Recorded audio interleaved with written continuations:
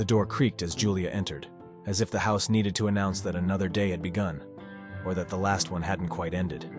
The wood beneath her feet cracked with each step, careful and deliberate, like she was afraid of disturbing the silence. There was something about that place that demanded silence. Not the peaceful kind, but the restrained one. The kind you hold in your breath without realizing. It was early. Always was.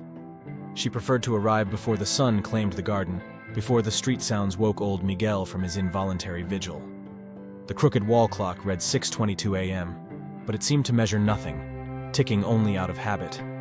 Nothing in that house seemed to function by choice anymore. Everything moved on autopilot, including him. Miguel sat in his usual spot, by the window in the living room, on a chair that looked like it had grown from the floor. His hands rested on his lap, one slightly limp, still lacking strength. The left side of his face drooped just enough to betray the stroke that hit him 4 months ago. But the eyes hadn't changed.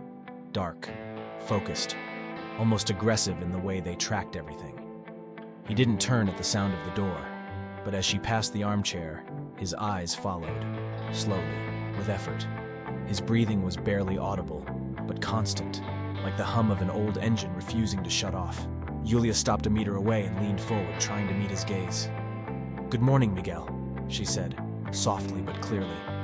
A sound that clashed with the rest of the house. He blinked once. The answer. Always just once. It was as if he was saying, "Yes, I'm here, but don't expect too much." She straightened up, adjusted the bag on her shoulder, and headed for the kitchen without waiting for anything more. But as she walked away, his eyes stayed on her. Not with lust, nor anger, just a resigned curiosity, like someone watching the rain through a window, knowing they'll never feel it again. And so another day began between them, a day that, at first glance, promised nothing new, but the new often arrives disguised as routine. In the narrow kitchen, Julia moved with mechanical gestures, almost like choreography learned through months of repetition. She grabbed the old iron kettle from the stove, opened the faucet with her elbow, and let the water flow to just the right level, a sound that, in the heavy silence of that house, seemed like a distant waterfall. The light aroma of fennel was already in the air, escaping from the unopened paper sachet, as if the scent was trying to fill the spaces they didn't yet know how to fill with words. Miguel stood in the doorway. She hadn't heard his steps, but she felt him. His silence had presence. Weight. He rarely left the window so early. Something about him seemed more alert today, or maybe more unsettled. "Do you always make this tea?" His voice was rough, frayed at the edges, like it had been pulled from a drawer that hadn't been opened in a long time. She turned slowly, surprised by the complete sentence. Miguel didn't speak much, and when he did, it was usually in fragments. "I do. Don't you like it?" she replied, offering a half smile as she cradled the mug in both hands. "I like it. Reminds me of someone. Maybe my grandmother. Or maybe a woman I can't remember the name of," he said, looking at the mug. Not at her. She noticed how he avoided her gaze. It wasn't shame. It was a deeper kind of exhaustion, the kind that makes you save even your eyes. She handed him the tea gently. Their fingers touched for just a moment. Nothing more than necessary. But the warmth spread as if it had been intentional. "Are you always like this?" he asked quietly. "Like what?" "Too careful." She paused, then looked down at the kettle, still releasing steam. "Maybe it's just habit." He smiled with the good corner of his mouth. "Or maybe you're afraid of touching too much." The silence returned, thick like fog. But the tea, warm and sweet, now filled his hands, and something inside her that she couldn't yet name. Late afternoon arrived slowly, with that pale light of overcast days, almost gray, almost without shadow. The wall clock ticked on, but time didn't matter. Julia was adjusting a few things in the living room, looking for a blanket to cover Miguel's legs. He now sat closer to the center of the house, a rare concession. He usually preferred the window, the corner, the silent watching. But today he seemed more willing, more present. That's when she saw it. An old photo album on the low shelf, with a cracked leather cover and worn spine. She picked it up carefully, as if she'd discovered something she wasn't supposed to touch. Sat on the couch, at a respectful distance, and opened the first page. The portraits burst with contrast. Deep blacks, Harsh light, expressions that held the scream of those captured. People in the streets, trembling hands, eyes that stared into the lens like they were challenging the world. These were the photos of someone unafraid to see and to be seen. Miguel was watching her now, his eyes more alert than usual. She turned a page slowly. The silence held something different this time. "You were good at this," she said, without looking up. "I still am," he replied, with an effort that came more from the soul than the body. "But you don't shoot anymore. I don't have an eye to look through anymore." She lifted her gaze. He held it for 2, maybe 3 seconds. There was hidden pride there, a mourning that still lived deep in his throat. These photos, they're intense, raw. "The truth is always raw," he said. "Only lies come framed." She closed the album with her palm, her eyes still trapped in those images that spoke more of him than any diagnosis ever could. He looked away first. The silence returned, but now, between them, there were images, memories, and the quiet realization that before he was a patient, he was whole. And maybe, just maybe, he still was. Light passed through the lace curtain in the living room as if reluctant to enter. It was late afternoon, and the sky hinted at a storm, still deciding whether to arrive. Outside, the wind began shaking the trees with restrained violence. Inside, time felt different, slower, thicker. Miguel was trying to rise from the armchair. She moved toward him instinctively, one hand on his arm, the other on his shoulder. He resisted for a second out of pride, then gave in. "I can do it," he whispered, hoarse. "I know you can, but you don't have to do everything alone," she replied, firm yet tender. He leaned his weight onto her body, and together they walked toward the bookshelf. Slow steps, almost choreographed. Julia felt the heat of his body, the gravity of his presence, and something else. Something that formed where gestures become intimacy. He felt it too, said nothing. They stopped beside the sofa. She adjusted the pillow behind his back, carefully. Her fingers brushed the back of his neck. He closed his eyes. Their skin responded to the contact like it recognized something long forgotten, a fabricated past between two strangers. "Julia," he said, voice low and splintered. His eyes open now, fixed on hers. She looked at him, truly, like someone seeing another person fully for the first time. No pity, no fear, just curiosity and care. "What is it?" she whispered.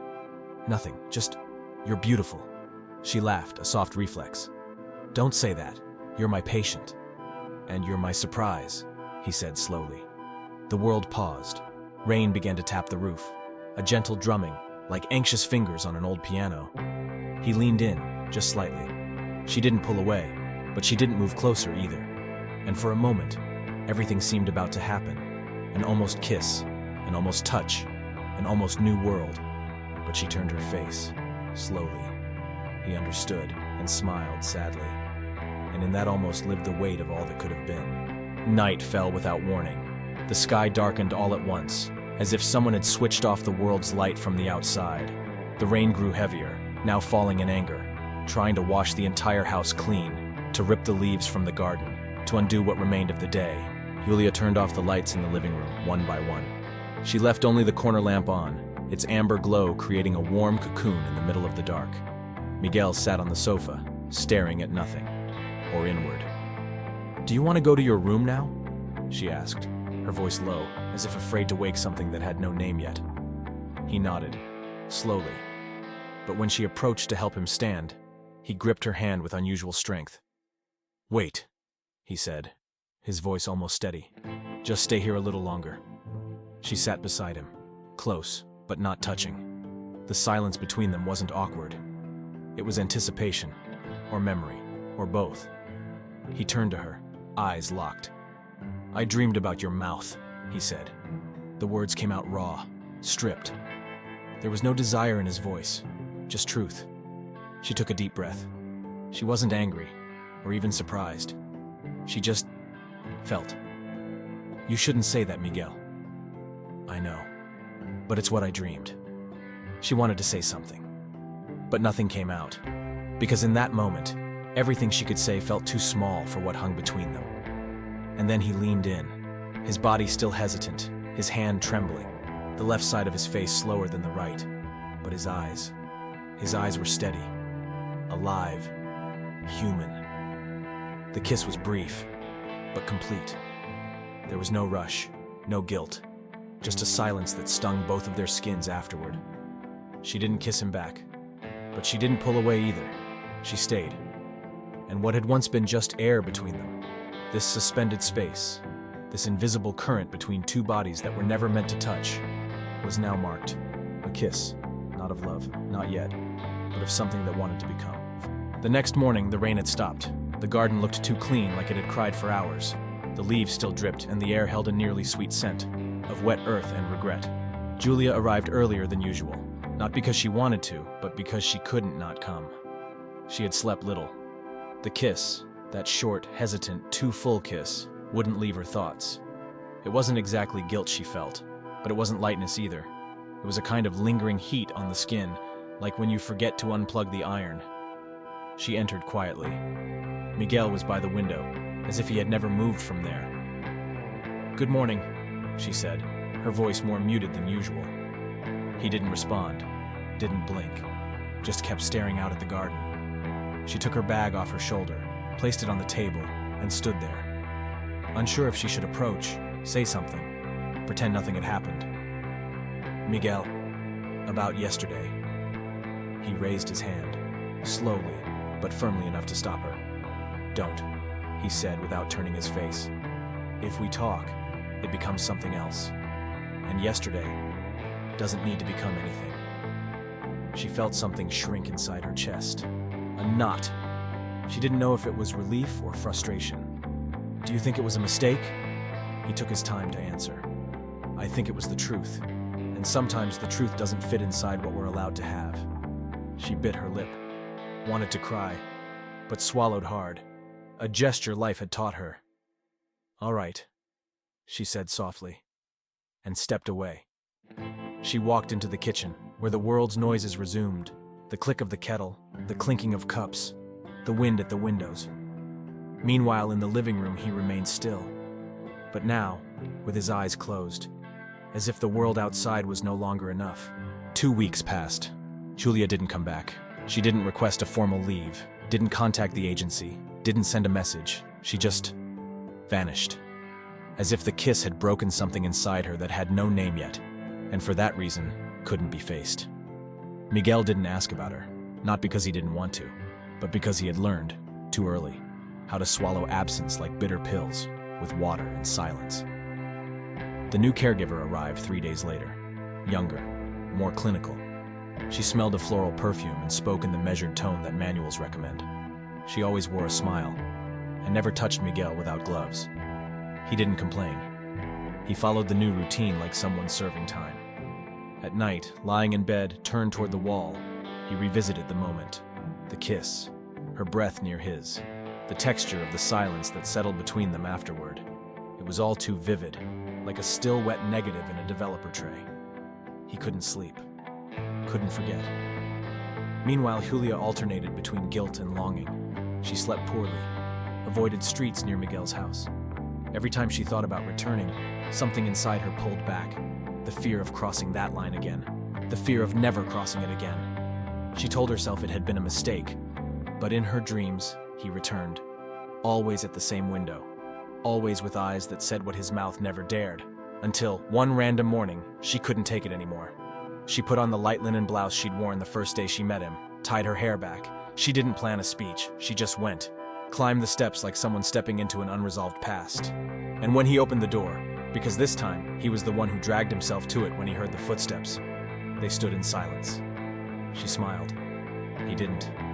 But his eyes, once again, were alive. The door remained open. Julia stood outside, Miguel inside. A threshold, a line on the floor between what had already been and what might still become. She didn't ask to come in. He didn't invite her. They stood there, caught in the kind of silence only eyes can speak when words aren't enough. The new caregiver, the one with the gloves and the proper tone, wasn't there that day. Luck? Fate? Coincidence? No one could say. But it felt like her absence had cracked open time itself, a chance, a breath. "I didn't know what to do," Julia said at last. Her voice was low, but steady, like someone choosing to speak after a long silence. Miguel nodded, not in agreement, but in understanding. Me neither, he replied slowly. She took a single step, just one. But she was already inside. The smell of the house, a mix of old wood, warm tea, and accumulated longing, filled her lungs with almost violent force, like a reunion with no embrace. I thought I needed to step away, to remind myself this was just work, she continued. And did it work? She hesitated. No. He closed his eyes for a moment, and then for the first time since they met, he extended his hand, not to be helped, but to touch. Their fingers met in midair. It wasn't a grand gesture. It was simple, almost nothing. But within it was everything. What had been, what hadn't, and what might still be. I'm still your patient, he whispered. And I'm still your caregiver, she answered. But there's a part of me that doesn't know how to be only that with you anymore. She didn't answer, but she didn't let go of his hand either. And there, between the gesture and the silence, they understood what didn't need to be said. What had grown between them wasn't allowed, but it was real. And what's real doesn't come undone. That afternoon, there was no bandage change, no assisted walk, no usual tea. They simply stayed, sitting side by side on the living room sofa, hands still linked, as if time had forgotten to keep moving. The old radio played low, some nameless instrumental track. The house seemed to breathe with them, slow, restrained, but alive. No one spoke about what they'd become after this. There was no room for labels, no need. There was presence. There was someone there. There was now. Miguel adjusted himself on the sofa, with effort. Julia helped wordlessly, her body already attuned to his. Each gesture shaped by intimacy, built from detail. How to hold the elbow, how to support the lower back, how to silence the world without switching anything off. Are you really staying? He asked, barely above a whisper. She looked at him the way you answer, with eyes before words. I already came back. He nodded, and for the first time rested his head on her shoulder. The weight wasn't burdensome. It was right, as if it had always belonged there. Outside, the world kept moving. The mailman passed. A child cried on the street below. A dog barked for no reason. But inside, in that space where things can't be explained, time curved differently, and they stayed. No plans, no rush, no name, just stayed. Weeks later, the front garden had started to bloom. A rare thing. The house had never been good with flowers, but there they were, timid, leaning into the weak sunlight of cold mornings, as if they knew something inside the house had changed. Miguel walked better now, still with support, but steadier. His left hand responded with more precision. His speech was still slow, but it carried humor. Julia remained. She didn't sleep there, didn't kiss him anymore, didn't touch him like before. But there was a kind of love in her gestures that didn't ask for permission to exist. The kind of love that doesn't need to declare itself, just shows up in quiet loyalty. That morning, she brewed tea, now with cinnamon, and arranged old photos on the table. They were restoring his archive, cataloging, cleaning negatives. He entered the room and watched silently. These were taken in 1998, she said, without looking at him. In Lisbon. You dated them on the back. I don't remember the trip, he replied. That's okay. I remember for you now. He smiled. She looked up and met his gaze. The exchange was brief, but everything was there. The pain, the care, the past that no longer mattered, and the present that, finally, was enough. The world outside was still the same, but inside the house, it was as if time knew, when two souls recognize each other, the rest can wait. And so, did you feel it too? That it wasn't just a kiss? Maybe it was a cry for help. Or maybe the only way Miguel could say, I'm still here. Now tell me honestly, what would you have done in Julia's place? Would you have come back? Or would you have walked away for good? Drop your thoughts in the comments. And don't forget to tell us where you're watching from. It's always moving to see how far these stories travel. If this video touched something inside you, give it a like. It really helps us out. And if someone came to your mind while watching, share this video with them. You might be giving them exactly what they needed to feel today. And of course, subscribe to the channel for more stories like this. Stories not just to watch, but to feel. And right now, a new story is about to appear here on screen. Click to watch. It's another moment that might stay with you long after the video ends.